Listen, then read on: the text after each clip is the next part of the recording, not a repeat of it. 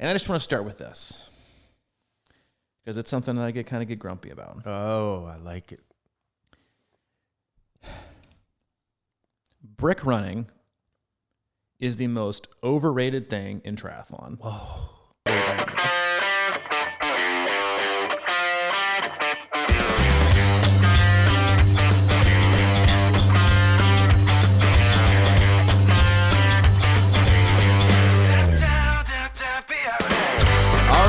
We got a good one coming. We got a good one. We also need the sunshine. Today's October. Feels like a tornado. I know, right? Today's October 29th, 2020.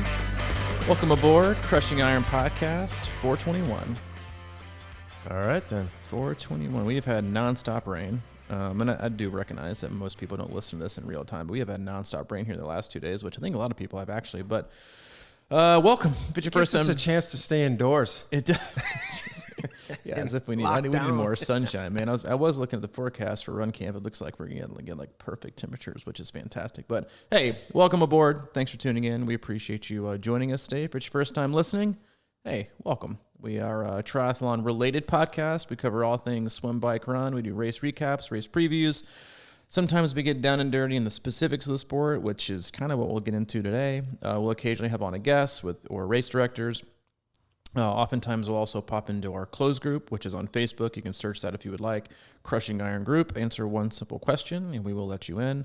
It's a group full of very experienced triathletes who are very willing to share their experience with you. You don't get a lot of sarcasm and not a lot of negative feedback, which is pretty common, and I think in most Facebook groups, triathlon related. So just a lot of varying abilities in there. So hop in there, tune in, and sometimes we'll go in there and let them drive the podcast with a Q&A. But outside of that, Mike and I, as stewards of the sport, both coaches and athletes, just sit back, relax. Advocates. Advocate. That's a good word, advocate. Try to sit back, relax, and just have an open, honest discussion about what's going on with us, what we see. Again, this is kind of the driving topic for today's podcast, as well as the upcoming races that we're going to have, and just have an open discussion that you can take something from it. We're not experts. We're not professionals. We have no sponsors. We have no ads. We have one agenda, and that is to keep you happy and healthy and enjoying the sport for as long as you possibly can, and do it in a way that suits your life. Triathlon should fit into your life, not your life should fit into triathlon. And so we'll get into some of that here and there. But hey, thanks for tuning in. We have I'm just going to title this podcast, The Top 2.2 Ways to Crush Your Ironman. Can we put that as our title? Yeah, top the 2. top 2 ways. Yeah, top 2.2. That's a real headline grabber. No, there was a post yesterday in our closed group on Facebook, and I think it's a great topic anyway. We had a Zoom call yesterday for our athletes that we have every Wednesday for our active athletes, and I just kind of went into more specifics on how your taper should feel or should go, in my opinion. What to be aware of, what to expect, how you can expect to feel, things to be kind of cognizant of, and then obviously went into race week and then race execution from the time you wake up to the time you finish, and pacing and all those kind of fun things. And it also, no one listened to it that posted this yesterday on Facebook, but it was mostly about how do you run the whole run in an Ironman, which I think is a lot of people's goal. It is what I don't want to say can make or break your day, but you can purge minutes on the marathon of a run, especially the back half. And you can, if you want to do quick math, like if you go out and you run way too fast on the first half of your half marathon of your Ironman event, and then you crumble and you end up losing even just 2 minutes, that's including like some walk miles, just 2 minutes per mile, you're going to purge, you're going to get rid of like 26, 27 minutes, which is a lot of time. Yeah. And so I think it's a good discussion. A lot of people have a lot of different, I think, philosophies behind that, of what they feel like works or what you should do.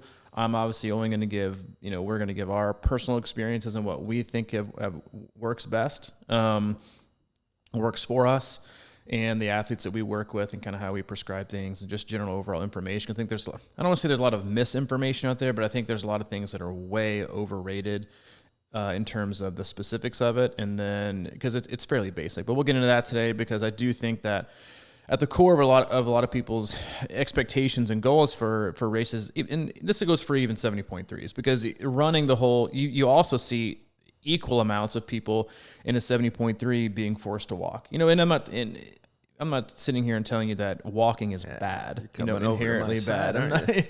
I'm not telling you that. Michael saying that. And I think he's infamously said on podcast 222 that if you walk, then you just don't deserve anything. Which is he is retracted. No, he didn't. I'm totally kidding. Total joke. But I do. There's a way to do it. There's a way to do it healthy, and there's I think the way to do it the way that we do it, and hopefully we can help you figure that out today, and help you run the whole marathon or just run a whole marathon in general. We'll make it more of a running podcast, but there is a way, and hopefully we can provide you an outline to make it your own way during this podcast. Yeah, I like this topic. You hate walkers. No, I love walkers. I'm just giving them before we get into that, I have a quick question for you. If you're a triathlete and you're excited about 2021, let's just hypothetically. Okay. And you're just sitting out there and you're kind of like, not sure how you're going to tackle the year. You've been kind of in between and everything like that. What if I said, we're going to help you plan out your whole 2021 with a whole training plan for the whole year through your A race? Would you take me up on that? Boy, Mike, I would. I can't believe you threw that one to me. We've done obviously 421 podcasts, and we do an absolutely horrific job of marketing anything that we do. We usually forget to talk about it. So kudos to you for being staying on top of that. We're offering our club again for this next year, where we will basically just let us take care of your year. That's as simple as we get. You send us your A race and your B race, any kind of race in between, and we will map out your entire year. We'll plan it for you. We'll put it in Training Peaks. We'll work around things you need to work on, so you'll just kind of set it and forget it, and you won't have to have all the questions that people usually have. I think if anything has shown us this last year is that it's nice to have a plan and at least someone to look out for your plan and make sure you're heading in the right direction, especially with athletes who have registered and signed up and deferred 7,000 races like a lot of people have. And they are overloaded next year, and it can be easy to plan for one race, but it can be incredibly difficult to plan around multiple races in order to get to that big day. So we'll do that for you. You can check out our website, c26triathlon.com. Click on the coaching tab, scroll down, I think 3 boxes to club, and click on that. You'll have more info there. Mike's in charge of that. And if you have any other questions about anything, you can email him directly, crushingiron@gmail.com, or me at c26coach@gmail.com. Yeah, let me just say it's really growing, and I can almost say that you're going to meet some cool people in there too. It's a great community piece, and it also includes the online hub, which is our membership area at the website. And if you may need a deferral consultant, then we'll be here for you. Can I be honest? Sure. That felt slimy. I know. I feel like overly slimy that I feel like a it's used car okay. salesman. So yeah, I apologize for that. Not really, because we can't go broke. But hey, we know that making fun of ourselves is seriously. Check it out. Anyway, on to the topic at hand. Unless you have another sly sales pitch you have in there. No, I think we're good, man. Okay, cool. Let's not ever do that again, because I feel weird. No, but. Today, and I think it's a great topic. We have multiple Ironmans coming on the calendar. We have Ironman Florida, which happens next Saturday. We have our Ironman Arizona and Ironman Cosmo that happened the weekend before Thanksgiving. And so someone posted, I think, even non-related to those, in our close Facebook group, basically asking, how do you train to run the whole marathon? And you've even talked about it before. I think you even mentioned it maybe even on Monday's podcast or last Thursday, was that you had this I think it was at Louisville, where you were running the whole thing and this other lady was doing a walk run. You guys basically had the exact same, not the exact same time, but you guys ended up finishing, you never really left sight of each other. So there's a lot of ways to skin this. You're going to hear so many different opinions on how to do it and how to execute, your race day and what you should do and what you're not doing, how you should train. And I just want to start with this, because it's something that I get grumpy about. Oh, I like it. Brick running is the most overrated thing in triathlon. Whoa. I don't understand it. I know it's fun to say. I know that you see it and you're like, I just got to do my brick runs, baby. I got a news flash for you. Your body legit doesn't care. It's not going to come off the bike and be like, hey, dude, I know you ran 50 miles a week, but you didn't do any of it off the bike, so this is going to be a bad day. I know you ran 40, 50 miles a week. I know you put in a lot of volume. I know you did a lot of long runs, and you've been doing this for a long time.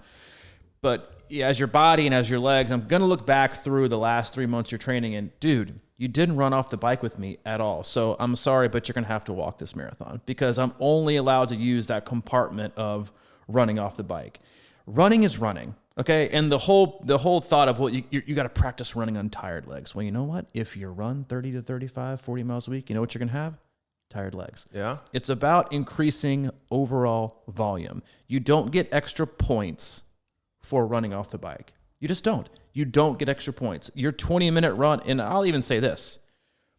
Now, I will give this like the small little asterisk that is like they are useful as you get closer to a race just to kind of get a feel for what it feels like to come off the bike in terms of don't go too fast, because most people are like they get shot out of a cannon because your cadence has been so high on the bike that you hop off and your just legs are carrying you and then there you go.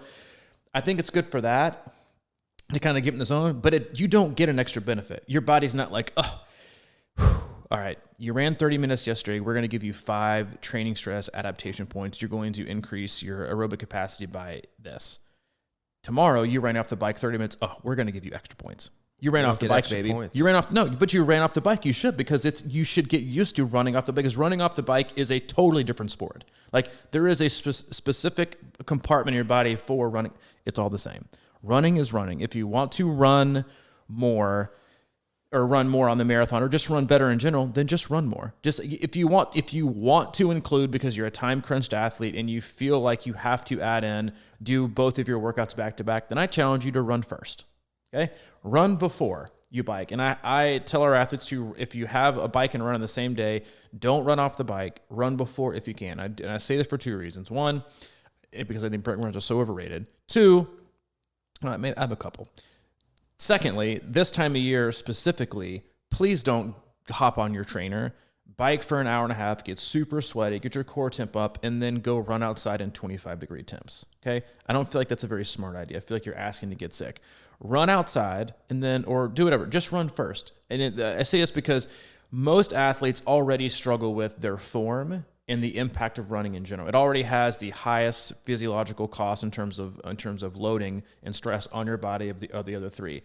You want to do that with the best form possible. And don't sit here and tell me, but you need to practice it because your form is going to be different. So you want to practice bad form. Is that what you're telling me? You want to practice bad form, and you want to practice doing a lot, and you want to practice, because that's what you want to do for 26.2 miles. No, you want to have the best form possible. So you want to run on the freshest legs in training, so you can feel better and recover better, and then hop on the bike. Also, what happens is if you're doing it, in my opinion, like, well, the way most athletes do is like most of your put down, like 80%, 85, 90% of your runs are pretty chill. They're zone 1, zone 2. You're just creating volume. You're more likely to stay within that range running before you bike, knowing you have a bike next, than to do a trainer road session or do a Zwift race or do this interval session and then come off the bike. You're going to be more apt to run much harder than you probably need to.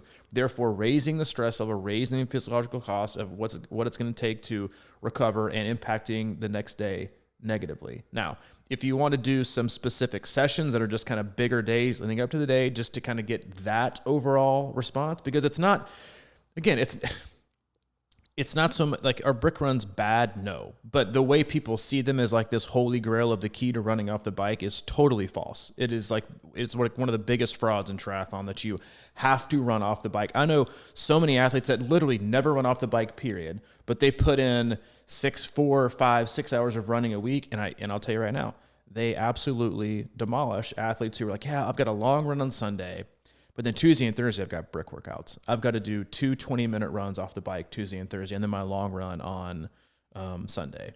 I'm going to take the athlete who never runs off the bike, or at least gives themselves 3 hours, 4 hours, or at least does it in the PM to recover and have a good solid run that's probably going to be longer and that has overall volume and quantity. I will take that runner every single day with 0 runs off the bike, because your body has no idea.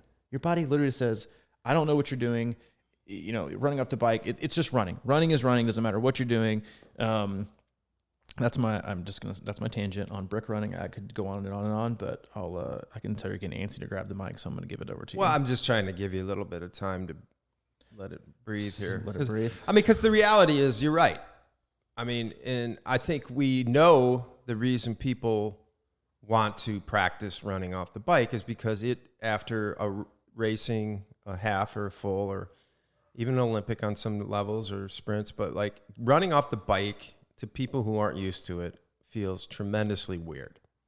For the first couple miles, maybe, depending on the length of the bike ride and how hard you went, but it feels different. So it's like, all I can say is that over time, I have realized that it just feels a little bit weird when you get off because you're unless depending on your shape too. There's a big part of it.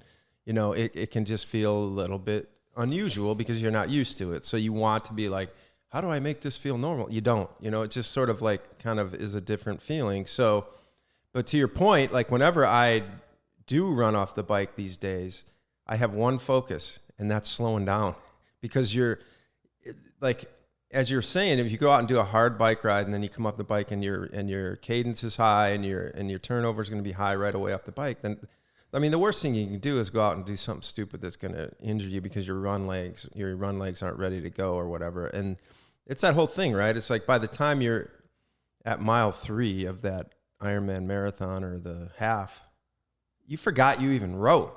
I mean, you're just running. I mean, you're out running. So I can see where you're coming from. It makes complete sense. And you want to know how you don't feel like that? You get good conditioned legs by running a lot. Yeah, and pacing cycling. the bike correctly. Yeah, I was gonna say. You know what I think is fascinating is the obsession with brick runs, wherein I gotta do a swim bike brick today. Got to, because I gotta do a bunch of swim bike bricks this week because biking after you swim is totally different. I've got to get my legs ready because they're gonna know what to do because they've been using their upper body for the last hour and a half. I've got to do multiple swim bike bricks. I've got to bring my trainer and my bike to the pool. I've got to put on the pool deck and I've got to swim as hard as I can to hop on red because my body's not going to know what to do. And so if I don't do these swim bike bricks, it's not going to have any idea what to do on race day because none of you do swim bike bricks. You just don't. Yet you find a way to perform well or perform close to your potential on race day without doing a single solitary swim bike brick. Yet there is this gigantic obsession with, if you want to run well on Ironman, you got to do your bricks. No, you need to run more, okay? Let me just start all the way back at the beginning. Let's go back to the beginning. You know where it needs to start with? Sleep? Your swim. Okay. Because the question that was brought up was like, and then you had a lot of comments, which is totally true. And I kind of went off a little bit on this on our Zoom call yesterday with our athletes, was that I'll go back to the beginning. And we talk about this a lot, is that 70.3 racing, Ironman racing, yes, it's about speed, it's about covering a distance, it's about endurance, it's also about energy expenditure. And if you want to run, because in my opinion, like the marathon, like Ironman is a marathon race with a warm-up. Like if that's how you want to look at it, if you want to be really, really successful, you want to have your very, very best day, that's how you need to look at it. So in order to look at it that way, in order to have your body trained well enough to feel like a 2.4 mile swim and a 112 mile bike is a warm-up, you have to condition it in a way so that it can adapt and make itself that way. That requires hard swimming, long swimming, a lot of upper body work so that you get out of the swim, you feel like you haven't done anything. You feel like you've basically just done a nice little easy swim, but most athletes already start way behind the 8 ball when it comes to swimming. They're like, that's how my swim bike runs are different, is I'm sucking gas exactly. when I get on the bike. People are absolutely gassed. Your arms are toast because you haven't worked, or you kick too much and your legs are already waxed, and you're having a bad day, whatever. But it all starts with the first. It all starts with the swim. You have to be conditioned from the front. It also starts with your cycling. You have to have done enough cycling so after you shed your fatigue and you're ready for race day, that your bike feels kind of like a warm up. Or you can actually start. Most people tell you, well, kind of two different schools of thought is like, and I guess there are 2 different race starting points. Is the race in Ironman doesn't really start till mile 80 of the bike. Everything else before that is a warm up. And if you have the legs and you want to push it, then push it the last 32. But other than that, some people also say like a lot of the races, especially the pointy end, they don't really start till mile 20 of the run, because if you can run the last 6 miles, you can gain 10 minutes on somebody, which is an extraordinary amount of time. So you need to be in swim shapes first. Always start at the front. Everyone likes to skip the swim like it's non-existent, like it doesn't matter. But if you come out of the swim already super, super tired, you're going to have a much more difficult bike. Or and I think this is what happens very frequently, is that you are going to come out of the water much more fatigued than you normally would because you didn't train enough. And then you're going to still try and hit the same numbers that you would be fresh on the bike. And that's likely because you didn't do a lot of swim bike bricks. And then you're going to over push the bike, which is I'll just kind of give the same analogy that I gave the guys on the Zoom call yesterday, is like, you age 25 to 55-year-old dudes which we fall into that category. I'm going to give you a 55 age group. Like, we fall into that category of you overbike. You are so caught up in what your miles per hour says, you're off the bike. And when you hear about it, on like mile 13 or 14 of the run, when you have this, like, you have to run past these, 3 guys that are standing shoulder to shoulder to shoulder. And they're like, God, dude, but I demolished that bike. Like, that's easily my best bike spin my entire life. Where are you from again? I was right. Yeah. Where are you from again? Oh yeah. I'm from, I know people up there. And like, dude, you're walking, right? There is listen, 2 phrases that you should love and you should know and you should repeat to yourself: bike for show, run for dough. And the other one, and most important one, is there is no such thing as a good bike split followed by a bad run split. No such thing, because it doesn't exist, because your good bike split was just poor pacing. The best bike split you can possibly have is the one that is at the top end of still allowing you to run your very best in the marathon. So yes, that comes down to cycling as much as you can, getting in the right volume, getting the right intensity, pacing yourself properly, fueling yourself properly, and then, most importantly, in training, running as much as possible, as much volume as possible. And that's, like, I think one of the not biggest issues I have with brick runs in general, but the way that a lot of people look at creating their run schedule is like their long run, because they're obsessed with getting in a 22 or 23 miles, which is probably going to take a lot of people 3.5, 4 hours on a Sunday. That's going to be over 50% of your overall run volume for the week. Because if you're doing most people, frankly, just don't run. If you want to, I'll just make it simple. If you want to run well in the marathon, run 5 to 6 times a week if you can, no matter when it is or how it is. Make most of them easy, some of them tempo, a couple hills here and there, and do some negative split long runs, and you're welcome. Like, that is what it should look like. You should be more obsessed with overall volume over the course of the week versus your specific long run mileage. Because again, you might have somebody say, yeah, well, I ran, I got in my long run 22 miles ago. How many other miles did you run? It's like, I got in like 3 or 4 on Tuesday and 3 or 4 on Wednesday. So you're telling me you barely hit 30 miles? Yeah, you got another guy who's running 50, 55, 60 minutes on Monday, Wednesday, Friday, who's probably going to sneak in a 25, 30-minute, PM run on Tuesday and Wednesday after a bike, and who's going to get in a 2.5 hour long run, and they're going to get 45, 50 miles. So they're going to get 40%, 50% more volume than you were a week. Who are you going to div? I will take the guy who has the most run, because what happens is like they do that week after week after week after week. And there was a question, because I addressed this very briefly in the comment there, and I was like, if you want to run better in the marathon, then just run more. And it's like, well, what about the regular person? Okay, first off, I'm a regular person. I'm not like some spectacular athlete with some like gigantic cross-country track star gift. I'm just a regular old Joe who came to running, later on in my life, my early 20s, just like a lot of you did. And I can tell you that just running more is the ticket. And it's a way to accumulate. I'm going to go, well, I need to, how do I make time for that?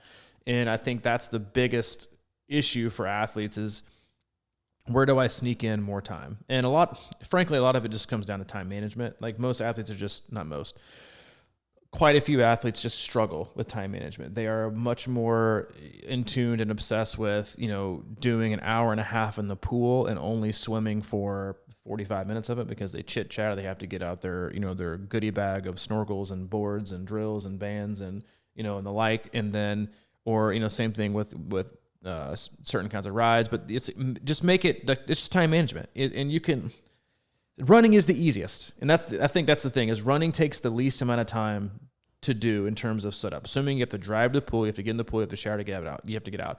Cycling, at least, especially now, indoor training, sorry. Indoor training used to be like the all-in do for most athletes who are time crunched. Now, I see people, it takes like a production to get their smart trainer to work and to get things calibrated and get us set up on Zwift, and Zwift crashes and my ERG mode is stuck here. I'm like, you might as well have just bundled up and gone and rode the same route the mailman does. You'd be back in less time. Like it used to be where, this isn't the case every time, but it used to be like the set it and forget it. Like if I want to ride for an hour and a half, it takes me 5 minutes to get changed, get my bottles and set. And now people take like forever.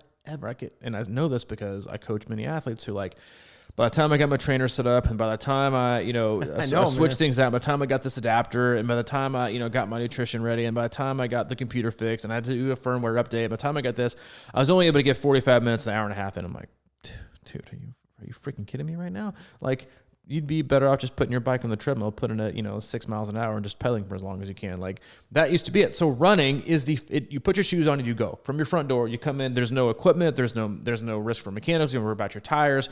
You don't have to worry about driving yourself to the pool and showering or waiting for a lane. Like, it is the best bang for your buck to do. And you can find, and don't tell me, you can't find 20 to 25, 30 minutes extra 2 or 3 times a week to sneak in extra running in the middle of everything you're doing. Now, granted, some people probably can't, but most of us spend 2-3 hours surfing the web or doing absolutely jack when they could be, put your phone down and go run.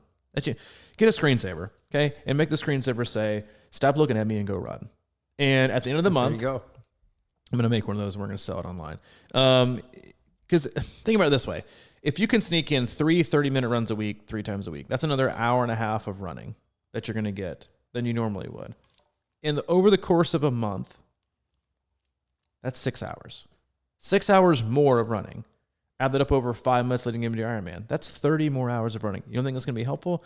Well, what's 30 minutes going to do? Well, if you can't find time for 30, then how do you expect your body to get ready and be able to handle 35 or 40 or 50? Or split runs another great way. If you and I talked about this yesterday. Like, if you're an athlete who's time crunching in certain parts of the day and you can only get in, well, then run 35 minutes in the morning, then run 40 in the evening. You will be stunned at how much better you feel the next day. Think, I can't believe I just ran for an hour and 15 minutes yesterday. I feel like I didn't do anything. Like, that's how you should feel. You shouldn't feel wrecked. You should feel energized. You should feel good. Yes, you'll feel a little bit of tension in your legs. You'll feel a little bit of soreness, but for the most part, you should feel pretty good. That's what it's supposed to feel like. It shouldn't be painful. It should be energizing. You should be allowing your body to recover, because if you over damage your body, then you're just creating more trauma to it. Then it's going to have a very hard time recovering. It's going to take days and days and days. The goal is to do it incremental increases. I'm just talking like 5 minutes, 30-minute run here this week, 35 minutes the next week. The next week, make it 40. Like, if you can find the 30, I'm telling you, if you can find 30 minutes to run, then you can find 35 or 40. I'm just telling you that. Yeah. I'm not disagreeing. I want to take it back to the beginning of me in the sport, because I think it's natural. As you're saying that, I was kind of going, I know that now because we talk almost every day about stuff like this and everything like that. But I was thinking back to when I began, and we have this, especially with Ironman, because it's such an unknown for a lot of people and a new thing that nobody masters, for one.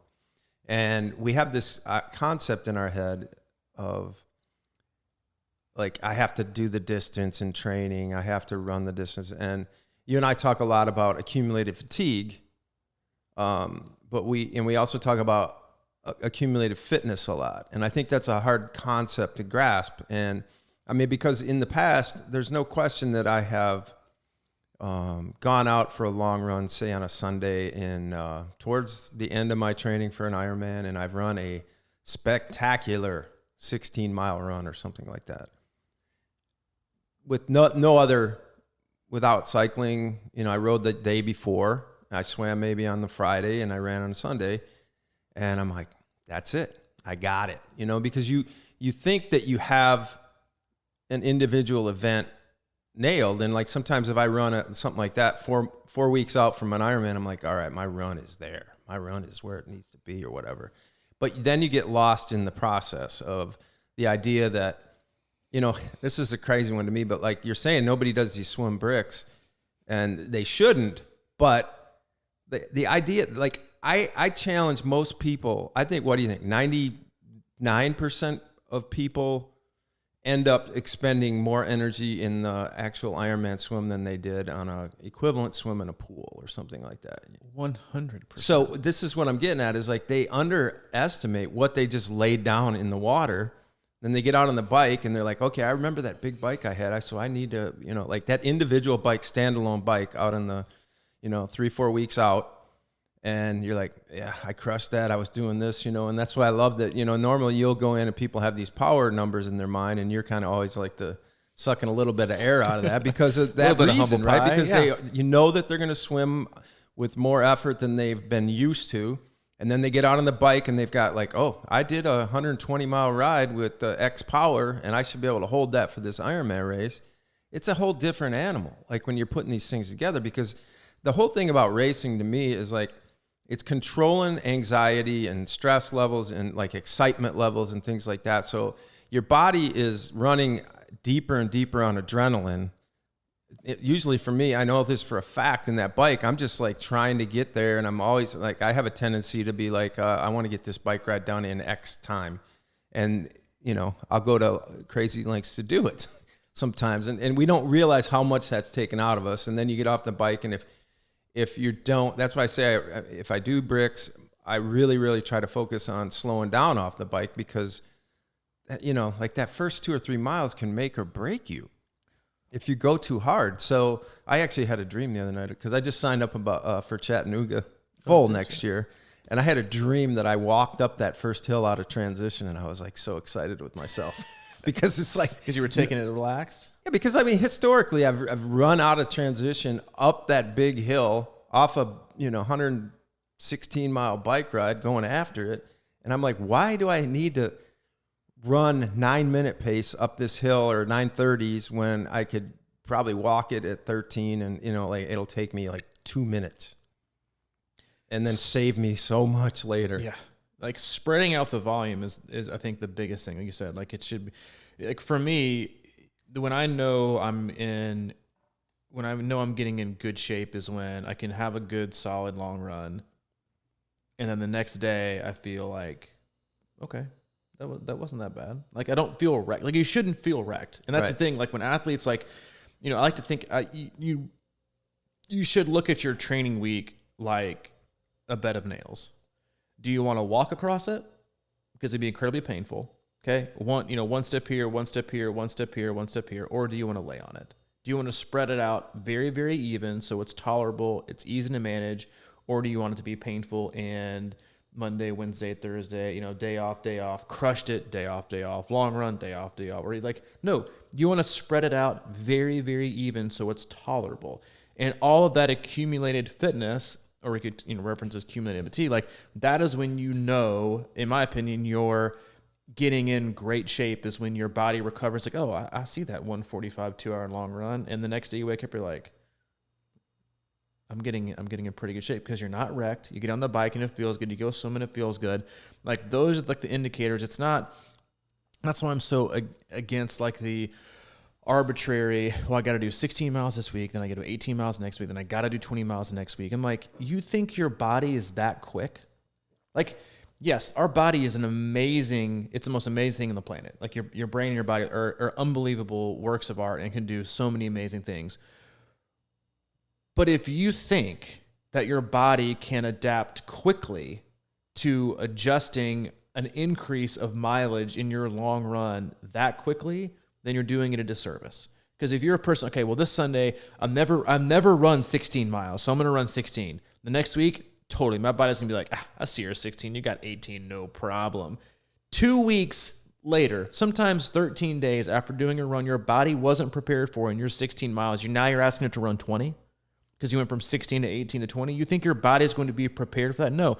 So instead of what you're doing by dosing things appropriately and scaling things up, smart and over a long period of time, is you're just crushing your body, because it's not giving it enough time to recover. You're not doing the supplemental things you need to. You're not bridging the gap with, doing frequency. You're just saying, 16 miles this week, well, then the progression next week is 18 miles. Then you also forget that a lot of you are like, if you're doing 16 miles, it's probably going to be at a 10-minute mile, right? So the next week you're asking your body to run 20 minutes longer than it did on a long run, which was already like destroying it. And because we forget that too, I think, is that as much as a lot of athletes train, is like when you train, you damage your body. Like that's just what you do. Like you do, especially in running. It's like you're running on concrete or pavement. Like you're damaging your muscles. And you need to give it appropriate time to heal itself so it can come back and withstand long. You're also working out your heart and your lungs and everything else. So when you're bridging up these arbitrary gaps, which you see in like so many like training plans or books, it's like you got to do 14, you got to do 16, you got to do 18, you got to do 20. You go from 16 to 20, and you're not even taking into account if you're running a 10-minute mile and you're doing your 16-mile run week long run on a Sunday. And then in 2 weeks, you're doing 20 miles because you got to bridge up from 16 to 18, 20. You got to be ready for Ironman. You're not going to run at the same speed. Your body's not going to say, all right, I'm ready for 4 more miles of this long run, and you're going to be able to run at the same speed, right? So your 10-minute miles are probably going to go to a 10.5-minute mile. Now you're looking at an increase in your long run of 45 minutes over 14 days. You're not doing your body you're not doing any good. Right. That's a great explanation of why it's better to go into a race undertrained than overtrained, because like if you're going to do that, do it in the race. Like exactly. You know what I mean? It's like do it in a race to where like you get done, you're like, haha, gotcha. Like you snuck one in your body because you've done so much frequency. You've maybe run 16, 17 miles. You're like, because the amount of time it takes to recover from those runs is tremendous. And so to ask your body to do that when it's not even already, and that's asking it to do a lengthy run like that when it's prepared. Many athletes are totally and woefully underprepared to attempt those distances. So you're asking a body that's not prepared to like basically do what we do in a race, which is you go in with a lot of volume and you maybe doing a longer than 16, 17, you run the whole thing, and now you're like, now you got 3 weeks to recover. I don't have to do anything. Like, well, gotcha. But that's what a lot of athletes do, is they're obsessed with this. Many athletes, and sometimes they get questions like, Coach, you've had me at an hour and a half or hour and 35 long run for like 2 weeks. What's the deal? I'm like, well, it's about when and how you dose. It's like, well, I had you at an hour and a half on Sunday, but your runs earlier in the week were like 35, 40, so they were a little bit smaller, but we still held here. And you're just frankly your body doesn't adapt that quick. You have everybody who wants to preach or sell you the hacks of the overnight success. Endurance sports in general is kind of boring. It's just it's hundreds and hundreds of hours to get better. Well, the next week, I still might have you run an hour and a half, but you might have had harder runs during the week. So you're probably going to get around the same overall stress on your body. It's just going to be displaced differently because I want you to feel good recovering, because I'm not going to give you a day off on Monday. It's like, oh, I did the long run Sunday, then I had a day off on Monday, then I did easy ride on Tuesday, and then I did a fartlek on Wednesday, and now I'm back to Thursday. I'm like, okay, well, that's like not that much. No offense. But it's like Monday, back in the pool, back to running. Like another thing is like we might run long on Sunday, but guess what we're doing right back in on Monday? Running again. And then Tuesday, probably running again. And Wednesday, probably running again. And like while also cycling and swimming. Like you have to accumulate all of this fitness over time, because that's the safest way to do it. And that's the best way to do it. You can't just ask it to do it on one-offs and expect your body to adapt as quickly as you want it to and then perform the way it needs to on race day. You have to accumulate that volume. And yes, you might not have as much volume. Like, oh, well, I read this book where you can get fitter and faster on 3 days a week of running. Well, everyone can sell you something. Like there's 1 or 2 people that can get faster on 2 or 3 days of running, but most everybody else, you need 4, 5, and 6. That's just how it is. And so you have to find the time, you have to displace things or place things correctly, and you have to dose things at the best time and set yourself up for success, but it's going to require more effort and more dedication. Man, when you say that though, it's like this idea, because I think what happens is we get caught up in this idea of how do we get faster? But you've talked about it many, many times, and you said, especially during an Ironman race and halves, it's not who's fastest, it's who slows down the least. 100%. So when you think of it in those terms, it's like, as I get like, I'm in my 50s and I don't feel like I'm going to go out there and get like super fast, but I know if I can hold, that like typically in an Ironman, I'm like a 9:30 pace for that first loop. And then I go down to 10:30.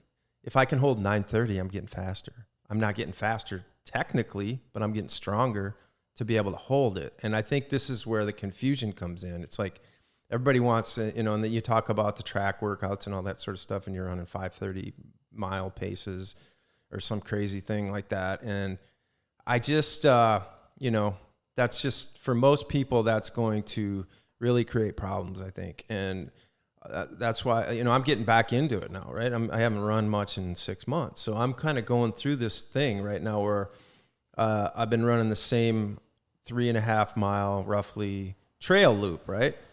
And guess how many times I've felt like doing that loop twice since I've been out of the 4 days? 0. Every time. Really? Yeah. Because you're not trashed. I'm not trashed. I've been taking it easy. I've been kind of walking the steep hills and doing all this. So I'm taking it slow. And that's in my mantras, like go slow, keep the heart rate down, build this up correctly, do it the right way and all that kind of stuff. And when I get to the end, I'm like, man, I feel good. And then I'm at the split, and I'm like, should I go left again? Should I just, because I can do it. I know I can do 7 right now. And every time I've just reluctantly gone back down. And then what I get into is this idea of the next day, I'm like, sometimes I'm like, I wake up, did I run yesterday? And that's a good thing. That's a great sign. I said the same thing to you last Friday, maybe. I got off the bike and I was like, that's probably my best ride in like 2 or 3 years. And I was like, I really wanted to go an extra 30 minutes, but I got off. I stopped because I didn't want to burn a match. I knew I had it, but I was like, I feel good. Oh yeah, I'm supposed to feel good. Let's stop. Like, I think that you bring up such a great point. It's like, that's how it's supposed to be. And I think that's why you see so many DNSs at Ironman races for injuries, is not because they train too much, is because they try to do too much on the wrong days. And that is the kryptonite of so many Ironman athletes, especially beginners, is that they have, they have that weekend warrior mentality, or it's a bucket list thing. Like, I didn't do much this week, but I got to get my long run. I got to go 20 miles. Like, you missed last week's 18 and you barely made it to 16. What in God's green earth do you think you're doing asking your body to run? Well, I got to be ready on race day. I signed up for this race. My body's going to. That's not, your body doesn't care. It literally doesn't. Your body has no idea. Nothing changes inside of your body. Nothing changed. You specifically. Nothing changed inside your body when you signed up for Ironman Chattanooga. Your body wasn't like, oh, I better just get my shit together because Mike signed up for Ironman Chattanooga. I got to do whatever it takes. I got to be on point. No, it's like, well, Mike, I'm going to be who I was yesterday. Maybe just a smidge better, and only if he was smart. If he was dumb and he had gone for 2 loops and trashed me, then for the next 2 or 3 days, I'm probably not going to be where he wants me to be. Like, it's about, you have to be smart with your decision making. You have to place things correctly. But so many athletes have that, man, I'll just kind of meander my way through Monday and Wednesday and Friday and like a couple things here. But then weekends, I'm going to crush it. And then they wonder why things don't add up the way they want to add up, because you just can't ask your body to do it like that. It's like, it's best to spread out your peanut butter evenly. You don't want to throw it on the chunks, and that's what people do. Like, you have to spread things out evenly, and that's the same thing goes with volume. And that's another reason why I'm such an advocate for not training hardcore year-round, but training year-round. I mean, 95% of the athletes we work with on a year-round basis. Like, we don't, they're not upping the volume all year round, but it's like, you'd be surprised how many people like just don't, that sign up for a race and they're like, I can't wait to start training in April. I'm like, what? Wait a minute. You're going to let your body deteriorate and get such a lower baseline of fitness and detraining. Then you're going to ask it to ramp up so quickly from 6 miles to 8 to 10 to 12 and do the 22 miles, and then or you can ask it to do a 6.5 hour bike ride with an hour and a half run after it. Like, good luck taking like the 2 weeks it'll take you to recover from that. And like, it's I don't understand it, but I'm here to tell you that if you train year-round, at least smart, and you at least tread water, you don't have to get out, you don't have to sprint, at least tread water or just don't drown, and just do yourself in your body a service of like staying in shape or keeping some of that shape. Don't just start back to zero and then wonder why you keep getting the same results every single year. Continue to work and get better, because you're going to have a much better baseline and a much better foundation to do the work you wish you would have done the previous year, except you're going to find yourself right back at zero if you don't do the work. Yeah. And let me see if I can articulate this analogy. We've all had these things in our lives when they come along with work, probably a lot of times. And the technology today allows us to do so many things, right? Like right now I'm thinking about, with me, it's this new shipping program that we have to ship out our gear and stuff like that. So it's like this thing that I got to figure out, and I go in there and I can figure it out, but it's a little bit of a stressor and a little bit of an anxiety build and all that sort of stuff.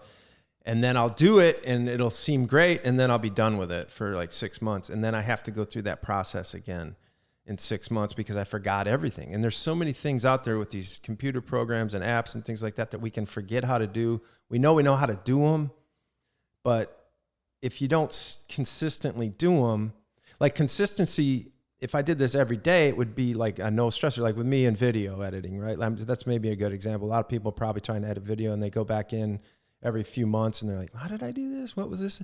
But for me, it's just like natural because I've been doing it forever. And that's the same thing I think with training. Is if you can I'm sure right now you're in a place where you're just like subconsciously just jumping on a trainer and you feel good about it, and it just seems so natural. But like people that are in and out, and like you said, weekend warrior stuff, it's sort of like, I got to get back on there and I got to see, there's all these questions and things like that, but it just becomes sort of this habit and this consistent sort of riding or running or whatever. It just feels normal. That's why I always say when people are trying to, if they're worried about their swim, just get in the water for a little bit, a lot, I mean, I think that, we talk about running a lot, frequently, not for long distances, but I think the same kind of is underrated when you think about swimming, because I mean, you talk about like trying to get your form back and things like that, and how technique oriented swimming can be, and how it can just be a source of anxiety for so many people. But I think if you get in the water and just kind of swim a lot, I think that'll answer many of your questions and, stressors. So I don't know. So it's just, you're right, man. We got the club going now, and we're doing this sort of like 2 November, December maintenance plan. And I've been telling everybody, it's like, hey, I'm laying this out. I don't know, this year's been weird. I don't know exactly where you're at, but try to get in there and try to like make an effort, and don't just like go crazy from day one and then let the whole thing start turning red and then like lose your mind let's just use this as a little bit of a slow build up and put us in a better position for the start of the year. I mean, because most people, right, will let these next 2 months go, and it'll be like, oh, I got to scramble to get back in it now. And then it's like a stress, because you're like, it's like, making your lunch before the next day, the night before. That way you don't have to like pull ingredients all over the place and scramble and be late and running around and whatever. So it's like you got the lunch made going into the new year. I love the analogy you made about meals, because I just wanted to make one about an analogy about people who are obsessed with making up workouts that they missed on the previous day. And I use analogies. I use analogies all the time in this podcast, because that's the way a lot of people learn, and that's how people can like consume and comprehend things in a much easier way. But I was thinking this the other day as I saw somebody that was like, I had an hour and a half, bike history. I had to cut it short to hour and 10. And so I decided to run longer today. Okay. First off, running and cycling are different. You can't just trade your sports out and expect some magical result. They're all different. They all demand different physiological things in your body. But even if you're like, oh, well, I was going to bike an hour and 45 minutes the other day, and I only got an hour in, so I added 45 minutes to my ride today. Okay. And like the way you should look at your week is every meal you're making, every day your goal is to make the perfect meal, and that is your training, your training plan is to make a perfect meal. So like missing out on a few minutes, which is just insane to me, missing out on a few minutes one day and choosing to add on 30, 45 minutes the next day is like putting out a dish and thinking, I really didn't put enough salt in this. So tomorrow I'm going to make a different dish. You know what I'm going to do? I'm going to take the salt that I didn't use today, and I'm going to put extra salt in the one tomorrow, making it even saltier, which is kind of like my attitude today. Yeah. But you're going to make it even saltier. Like that's like, it's not the same. Okay. It's how things, going back to like spreading things out. Like, and people do that all the time. Then you go back to like the weekend warrior thing. It was like, you don't salt anything, you don't make meals all day, and then you want to just like get stuff out and like, I think I'm going to make a 4-tiered cake today. And you're like, I have no idea what I'm doing. This is going to end well. Stop over salting. Okay. Just do your meal the first day and make it right the first time and move on with it.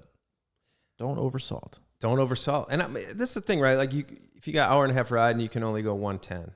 Then go 110. And go 110, and then like while you're watching TV that night or whatever, do a few lunges or something. You know what I mean? Like if you feel that guilty about it, but like just do what you need to do to make sure you go pack your lunch for the next day. Like, right? Yeah. Like free up more time the next day to make sure you don't miss it again. And like even like minutes don't matter here and there. They just don't. Like just the intent is there. Do the best you can, but just like the obsession of like, well, I missed it. I had to take a day off Monday and Tuesday, so I'm going to take Mondays and Tuesdays workout and move them to Friday and Saturday. I'm going to do a triple workout on Friday, I'm going to get them all in. Like, no, that's not how your body works. It's like triples. You missed your workout for a reason because life so natural. Because life and stress dictated that you were supposed to miss it. Now, yes, like small things you can move if you have an opening that seems manageable and that's reasonable and smart. But most of the time, it's like you missed it for a reason. You were overstressed and underfueled or too tired. Stress is stress. Don't add more stress on a day where you feel good to create a negative impact for the next few days. Don't do it. Don't oversalt. but it's fine to be salty. Mm. That's all I have for today. You got anything else? No, I really don't. I think it's a good one though. It's a.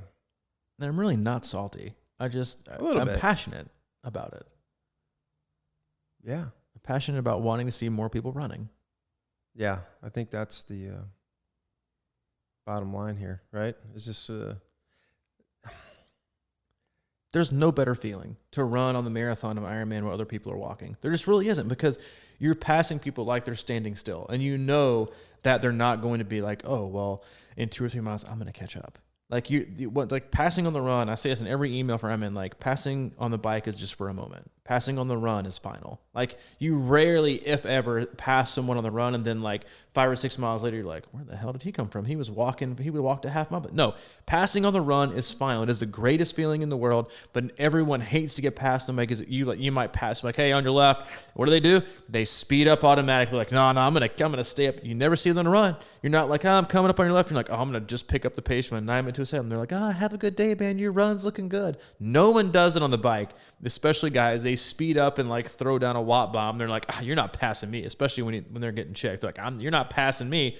On the run, they're like either walking or they're like, hey, man, great run. Keep up the good work. I'm like, why is it so different? Why is it so different?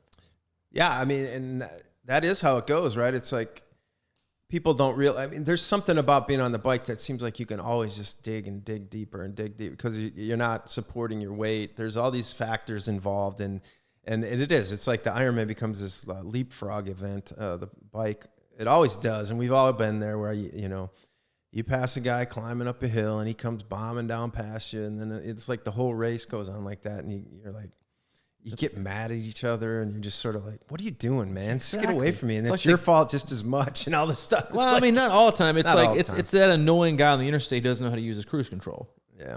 That's like me. You put in 70. Oh, I know. I'm well aware. I guess you're not allowed to drive. You're like, dude, you're going 54 right now. In a 70. Don't ever ride with just Don't enjoy the ride scenery, like, man. We were in the middle of trying to get ready for there the was bike, literally man. nothing. Pacing it. I'm bringing in negative split man. like Dukes of Hazzard. Yeah, just being safe, man. It's been a pleasure. I hope it didn't come off too grumpy, because they're really not. I'm just passionate about it. I want people to realize that if you want to run the marathon better, you just need to run more. And that Brick's not some magic pill. Run more, have fun, be happy, stay healthy. And we hope you enjoyed today's podcast. Have a wonderful, wonderful weekend. If you're all racing, go out there, have fun, give it your best, and rip it. We'll go a little more in depth next week for Ironman Florida and what to expect on that course. But in the meantime, you can check out our website for all things coaching, camps, and community, and also our new club membership. That's at c26triathlon.com. And as we mentioned on the outset of the podcast, if you have any questions, comments, concerns about anything and everything, you can reach out to Mike, crushingiron@gmail.com, or you can reach out to me directly, c26coach@gmail.com. All right, man, I enjoyed it. I hope you have a great day.